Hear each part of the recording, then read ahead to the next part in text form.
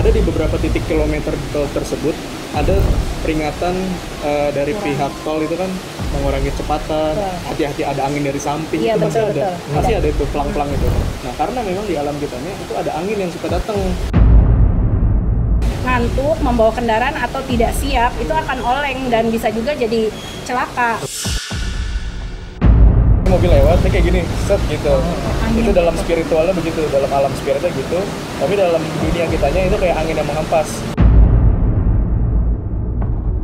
Pada calon-calon mempelai yang akan menikah, itu dalam penglihatan mata batin kalian, auranya itu seperti apa?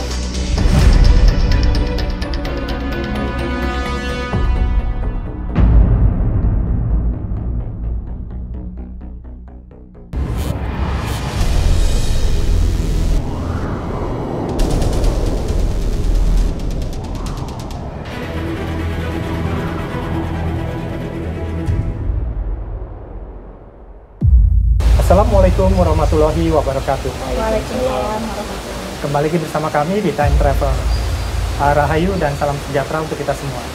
Nah, Sobat Time Travel, ini mohon maaf karena keadaannya juga kurang memungkinkan, tapi kita harap kita dapat membuat satu episode yang cukup bisa didengar oleh teman-teman semua nantinya ya, Sobat Time Travel. Nah, kita juga seneng banget nih ya, Liv. Kita udah kedatangan lagi Wak Dewi untuk bercerita penelusuran kita kali ini gitu. Gimana Wak Dewi kabarnya? Alhamdulillah baik ya, senang banget deh diajak lagi. Jadi Amin. nanti kita bisa explore lagi, jalan-jalan lagi. Apalagi episode kali ini kan di yang multidimensial ya kita. Ya. Jadinya mudah-mudahan bisa memberi edukasi, pengalaman buat sahabat semua tempe. Amin, amin. Syukur. Alif, gimana kabarnya Alif? Alhamdulillah baik mas, selalu baik. Mas Anton gimana? Kabar baik tentunya. Alhamdulillah. Sobat Time Travel gimana? Semoga selalu sehat dan selalu dalam lindungan yang Maha Kuasa. Amin, amin, amin. Nah, Sobat Time Travel, untuk kalian ketahui, kita ini sekarang lagi ada di tempat baru ya. Ya. Adanya di kayak apa namanya, atap langit ya. Ya. Atap langit Coffee Iya. yang ada di Jalan Mukhtar di sekitar kawasan Sawangan. Sawangan. Nah, oke Sobat Time Travel, untuk episode kali ini aku ingin bercerita sedikit dulu nih tentang latar belakang penelusuran kita kali ini. Nah, ini ada sebuah cerita. Jadi, ini sebenarnya kisah nyata yang diceritakan oleh tetangga saya. Jadi, beliau itu sebenarnya beliau itu orang yang bisa dan cukup mengerti tentang dunia spiritual. Nah, beliau bercerita tentang dia pernah mengantarkan saudaranya yang menikah, itu calon mempelai laki-laki. Kebetulan calonnya saudaranya ini dapat jodohnya orang dari Bandung. Jadi dia tuh mengantarkan keluarga besar ini dari Jakarta ke Bandung. Nah, dia kan cukup bertanya ya. Biasanya kan kalau misalnya mau menikah, apalagi beda kota gitu ya kan, kenapa nggak sewa tempat yang dekat-dekat dengan tempat resepsi pernikahannya mereka gitu. Ya. Nah, dia tuh sempat bertanya-tanya kepada keluarga besarnya gitu. Nah, karena dia mengerti banget bahwa pernikahan itu satu ritual yang sakral, makanya banyak sekali ada kayak misalnya pingitan, terus kemudian ada berbagai pantangan juga, termasuk dilarang untuk berkendara ke tempat-tempat yang jauh gitu ya kan. Ada larangan semacam itu. Nah, meskipun keluarga besarnya bilang bahwa Jakarta Bandung itu mudah ditempuh dalam relatif waktu yang singkat lah gitu. Tapi beliau kan sadar sepenuhnya kalau misalnya ini punya resiko yang sangat besar gitu ya. Ketika harus bepergian di hari H pernikahan gitu. Nah, akhirnya dengan kewaspadaan yang tinggi, beliau itu memberikan solusi. Nah, dia mengajukan diri untuk menyupiri pengantin laki-laki ini, dan kemudian rombongan keluarga itu diharapkan tidak mengikuti, tidak mengekor rombongan, tidak mengekor mobil dia dan pengantin gitu. Nah, diharapkan keluarga besarnya itu akan berangkat dengan jeda sejam setelah mereka pergi duluan. Nah, singkat cerita, ada di perjalanan tol antara Jakarta dan Bandung, karena dia itu orang yang bisa bisa melihat lah, mengerti dengan dunia spiritual. Jadi ada beberapa titik yang beliau sampaikan bahwa ini adalah titik-titik rawan yang ada di jalan tol. Tapi ada satu titik yang di mana mereka itu mengalami fenomena mobilnya itu seperti terhempas angin gitu ya kan, terhempas angin, sehingga kalau tidak dengan kewaspadaan yang tinggi mungkin akan terjadi hal yang tidak diinginkan. Nah, kan karena kebetulan dia bisa melihat dunia spiritual, dia kan melihat ya bahwa ternyata itu ada tangan besar yang sedang menghempas mobilnya. Jadi dari dunia spiritual dia bercerita seperti itu gitu. Nah, kan beliau juga mengatakan bahwa begini, orang yang akan menikah itu punya aura yang harum lah gitu. Nah, ini yang pengen aku tanyakan nih dari background cerita ini ke Wadewi dan Alif. Sebenarnya apa sih yang sebenarnya terjadi pada calon-calon mempelai yang akan menikah? Itu dalam penglihatan mata batin kalian, auranya itu seperti apa? Kenapa akhirnya jadi banyak-banyak pantangan, terus dengan tradisi pingitan yang seperti itu? Nah, menurut Wadewi atau Alif, siapa duluan terserah yang mau bercerita. Apa yang terjadi sama calon pengantin yang akan menikah? Aku dulu nih. Iya, boleh. Izin ya Pak, Mas Iya, Anton buat silakan. Ya, ngomong. siap. Bismillahirrahmanirrahim. Jadi sebenarnya kan cerita dari Mas Anton itu dari tetangganya, saya juga sempat denger lah. Intinya gitu kan. Dan memang kebetulan saya juga punya cerita. Kemarin dan beberapa hari yang lalu saya ke Bandung. Oh, oke. Ke Bandung pakai mobil, berangkat lewat Cipularang, pulang juga pasti lewat Cipularang, ya kan. Dan karena ada suatu cerita dari tetangganya Mas Anton, dari tetangga tersebut tentang tragedi pada saat itu ya, kejadian pada saat itu, bukan tragedi, kejadian pada saat itu. Akhirnya saya penasaran ketika berangkat dari Jakarta ke Bandung dan dari Bandung ke Jakarta, saya tuh sambil nyari tahu sebenarnya tuh sosok itu siapa, dia tuh ngapain, kayak gimana bentuknya, mau apa, dan lain-lain sebagainya. Akhirnya dengan izin yang Maha Kuasa, sembari saya lewat di tol tersebut, tol Cipularang, kan titiknya banyak, ya kan? Mungkin udah banyak yang cerita mengenai banyak tragedi, penyebabnya apa, sosoknya seperti apa, kan banyak itu ya. Ada beberapa titik yang terkenal lah, kilometer sekian, tapi saya nggak nyebut titiknya di mana. Pada intinya adalah apa yang saya lihat ketika kesana, ketika lewat di tol tersebut, bahwa memang ada satu tokoh di sana yang mempunyai badan besar. Di situ tuh dia kayak seakan kadang muncul, kadang hilang, kadang muncul, kadang hilang. Jadi nggak menetap. Walaupun memang mungkin wilayahnya di sana. Karena kan yang kita tahu bahwa tol Cipularang itu melewati bukit. Kayak ibaratnya bukit itu kayak dipapas. Dibelah. Kayak dipapas gitu untuk bikin jalur tol itu kan. Makanya yang dulunya itu bukit, hutan lebat dan sebagainya, sekarang jadi ada jalan tol di tengah-tengahnya. Mungkin yang tadinya tempat-tempat itu adalah wilayahnya mereka yang nggak kelihatan. Tapi ketika sekarang udah jadi di jalan tol, akhirnya mereka jadi kayak terus kali gitu ya. Bisa Kayak gitu. Nah, dengan apa yang diceritakan oleh tetangga tersebut dan apa yang saya cari tahu, ternyata kayak ada konklusinya nih, kayak ada kesamaan bahwa bisa jadi memang namanya pernikahan itu kan sesuatu yang sakral.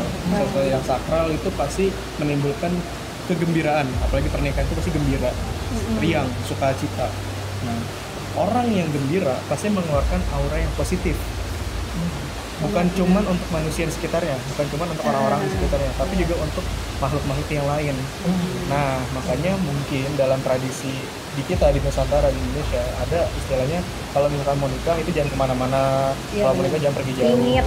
Iya, tradisi tinggi. Terus kayak tadi jangan ketika hari kamu nikah itu rame-rame ke sana. Jalan-jalan Karena gini, dari apa yang saya tahu, sejauh yang saya tahu dan menurut penuturan tetangganya tersebut, bahwa memang pengantin itu akan mengeluarkan aura yang wangi menurut mereka. Wangi itu maksudnya apa sih? Wangi itu maksudnya dari apa yang saya ketahui bahwa yaitu karena orang itu suka cita, riang, gembira, maka banyak pihak yang tertarik nih sama mereka yang lagi seneng.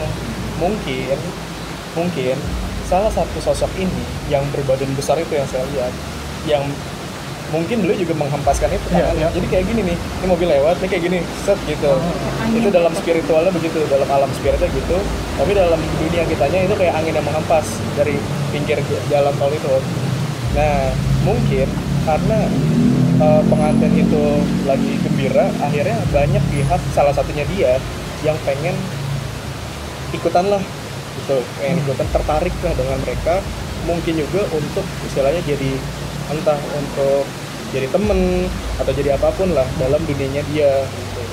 Ya itu kan kalau misalkan kita nggak punya kewaspadaan yang tinggi, bisa terjadi hal-hal yang tidak diinginkan terhadap rombongan pengantin tersebut. Makanya tetangga Mas Anton itu bilangnya harus ada jeda minimal ya, setidaknya 1 jam lah antara satu mobil pengantin dengan rombongan-rombongan yang lain. Mungkin begitu. Dan juga sebenarnya gini, selain karena ada makhluk-makhluk yang di luar sana, di alam-alam yang lain itu kan banyak, tapi juga dari secara kacamata alam manusianya, bahwa tol Cipularang itu melewati bukit. Kalau dari Jakarta ke Bandung itu kan naik ke dataran tinggi, otomatis itu ada angin dari gunung, ya kan, ada angin bukit, ada angin gunung, ada angin yang ke arah lembah. Nah, ada di beberapa titik kilometer tol tersebut ada peringatan dari pihak tol itu kan mengurangi kecepatan, hati-hati ada angin dari samping, itu masih ada itu pelang-pelang itu. Nah, karena memang di alam kitanya itu ada angin yang suka datang, itu secara penjelasan secara logikanya gitu, dan memang begitu. Oke. Apalagi kan kontur jalannya itu kan naik, kalau dari Jakarta ya naik, terus nanti turun lagi, nanti sambil belok. Kalau dari arah Bandungnya kan turun, nanti belok, nanti agak naik sedikit, nanti turun lagi. Otomatis angin itu akan mengikuti kontur, apalagi ini dari dataran tinggi ke dataran yang lebih rendah. Itu nanti ketemu lembah segala macam lah kayak gitu intinya. Nah, tapi dari sisi alam spiritnya memang ada beberapa makhluk yang mungkin pengen ikutan. Nah, di cerita tetangga tersebut, yaitu apa yang beliau lihat memang sebenarnya ada. Dan sosok ini ketika saya lewat sana, saya cari, memang beliau ada di beberapa titik tersebut, ada memang mungkin wilayahnya di situ, tapi nggak sering muncul, hanya di waktu-waktu tertentu aja. Mungkin ketika ada rombongan itu lewat, akhirnya dia tertarik, mungkin karena ya ini aktivitas gue nih, ikutan lah segala macam, intinya begitu. Tapi perlu diingat bahwa yang menjadi penyebab banyak tragedi di tol itu bukan hanya satu, bukan hanya kasus kayak pengantin ini, tapi kan banyak. Makanya kenapa kita harus selalu berdoa setiap mau kemana-mana dan selalu waspada, selalu fokus kalau di jalan tol. Nah, apa yang lihat dari kejadian ini yang tadi aku ceritain? Nah, melihat hal yang sama nggak kayak Alif gitu? Mungkin bisa dibilang ada kaitannya ya, karena ini adalah pengalaman saya pribadi gitu. Nah, saya sih melihatnya gini, secara tidak sengaja saya kan pernah dulu waktu ini pernah ada jalan-jalan ya, terus kita ada 4 bis, ini pengalaman saya pribadi ya, nanti nggak tahu ada kaitannya apa enggak dengan pengalaman yang pengantin itu. Jadi saya di mobil yang pertama, nah di bis yang pertama itu saya jalan aja, nggak tahu saya pikiran saya lagi kosong atau enggak, saya tuh kayak dari kejauhan saya ngeliat di pinggir-pinggir tol itu banyak orang yang kayak terkapar mas, jadi ada satu bis yang celaka gitu. Saya ini dong, tapi kayak setengah sadar kan, saya kayak ngantuk gitu, terus saya ngeliat, tapi saya nggak nanya ke teman saya, enggak. Nah, saya jadi ngeliat ada bis yang itu, terus orang lain terkapar, tapi saya nggak nanya sama teman saya cuman dalam hati aja, kok banyak banget orang ya, jangan-jangan kecelakaan itu bisa apa gitu, nggak jelas juga bisnya, karena kan jalan sambil jalan kan orang nggak bakal fokus ya itu, cuman ada yang lagi dikerubutin sama orang, kayaknya tuh ada yang tiduran ya, pada intinya itu bis celaka gitu ya, terus ada orang-orang di luarnya juga celaka. Nah, saya pikir udah nanti saya nanyanya nanti aja deh gitu, takutnya heboh ntar pada mau tahu, tapi kok yang lain kayak pada cuek aja gitu. Ya udah, pas udah sampai di tempat karya wisata itu saya coba nanya dong temen, tadi ada apa sih di situ rame-rame gitu, di mana ya? Itu di tol Cipularang gitu kan. Atau nggak ngeliat sih ada rame kayak di pinggir tuh bis, kayaknya bis kecelakaan deh, saya bilang gitu. Enggak, kata teman saya nggak ada yang lihat satupun. Saya sampai 3 orang 4 orang teman saya, bahkan saya nanya sama bis belakang juga nggak ada. Oh, jadi saya cuma berpikir mungkin itu sebuah penglihatan yang pernah terjadi kecelakaan di situ, tapi masih tersisa auranya, dan itu hanya menunjukkan ke saya. Ya mungkin saya sedikit ada kepekaan gitu ya, yang memang kadang-kadang saya suka kalau setengah sadar, kalau tidur apa sih setengah kan, tahu kan tidur ayam gitu. Jadi antara alam kita tuh udah tidur tapi kita masih kayak melek gitu. Nah itu saya bisa melihat gitu. Nah kalau itu ya saya anggap itu sebuah bukan logically lagi ya. Kalau orang ada yang lain yang melihat, oh berarti itu benar katanya, berarti kan itu udah sesuatu yang mistis ya, kalau bisa dibilang gitu, kayak metafisik lah apa gitu. Udah saya udah nggak ambil pusing lagi. Saya cuman tahu ya ternyata saya pernah dengar kejadian di situ tuh banyak yang kecelaka, oh gitu. Nah saya kan sekarang apa namanya dunia itu tuh sebenarnya ada nggak, dari kekepoan saya pengen tahu, jadi saya berusaha melihat dari sisi ininya, gaibnya gitu di sana. Kalau secara logika udah jelas sekali ya, tadi Ali memaparkan bahwa di situ itu adalah sebuah perbukitan yang akan tekanan udara, bahkan anginnya itu akan lebih, ini itu bisa jadi kalau orang yang ngantuk membawa kendaraan atau tidak siap itu akan oleng dan bisa juga jadi celaka gitu loh. Karena saya dari dulu juga agak skeptis ya, saya nggak pernah berpikir itu ada dunia gaib gitu. Nah tapi kan beda pandangan saya sekarang.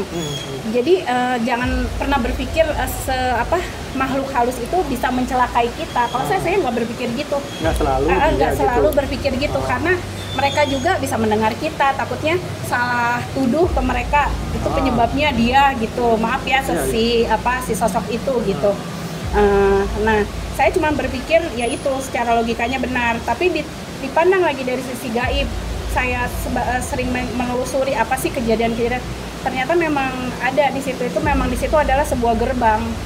Dulunya itu sebelum di ini ada gerbang dan ada dunia gaib, perkampungan gaib. Jadi mungkin benar adanya kalau pengantin itu punya aroma yang wangi,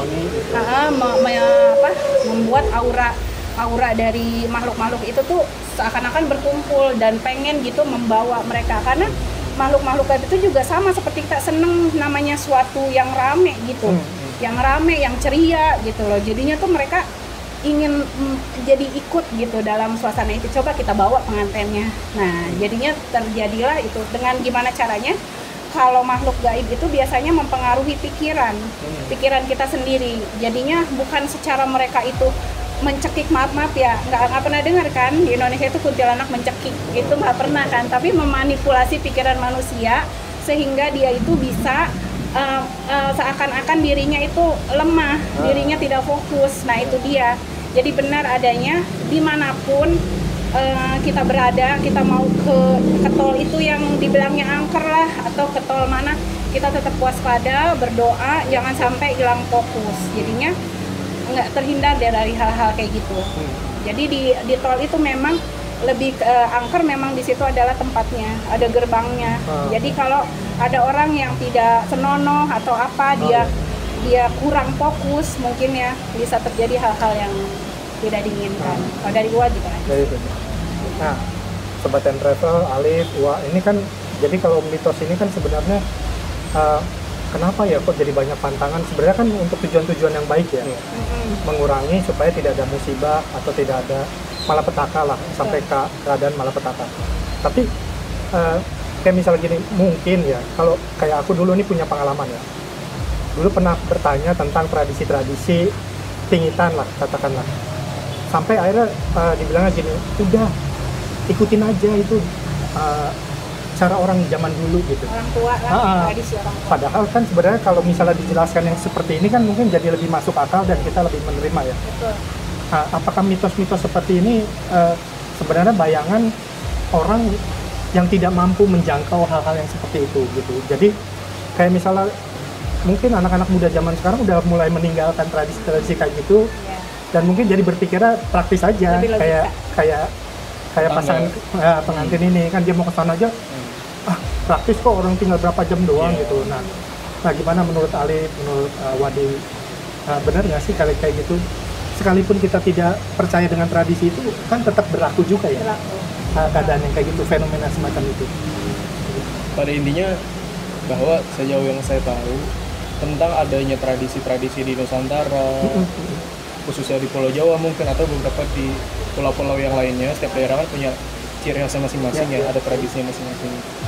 Intinya dari itu semua bahwa mengajarkan untuk kebaikan kepada anak cucu generasi mendatang. Nah, sayangnya dari apa yang saya amati, ini perspektif saya pribadi karena generasi milenial lah gitu kan, zaman sekarang banyak anak-anak muda yang ibaratnya mulai meninggalkan hal-hal seperti itu. Ingat, ini bukan sesuatu yang klinik semata-mata mistis aja, enggak. Bukan sesuatu yang mungkin agak berbelok dari hal agama, enggak juga. Ada penjelasannya ya? Ada penjelasan logikanya. Karena gini, alam itu Tuhan ciptakan banyak, jangan dikira kita hidup sendirian. Dan segala sesuatu yang sudah Tuhan ciptakan di alam semesta pasti ada maksud dan tujuannya, ada fungsinya, ada norma-norma di setiap alam dimensinya itu. Jadi jangan dikira kita tuh hidup sendiri. Oh ya udah, kalau misalkan ada sesuatu yang seperti itu, itu halu, itu bohongan dan lain-lain sebagainya. Apalagi berkaitan dengan tradisi-tradisi di Nusantara yang diajarin turun-temurun dari nenek moyang kita.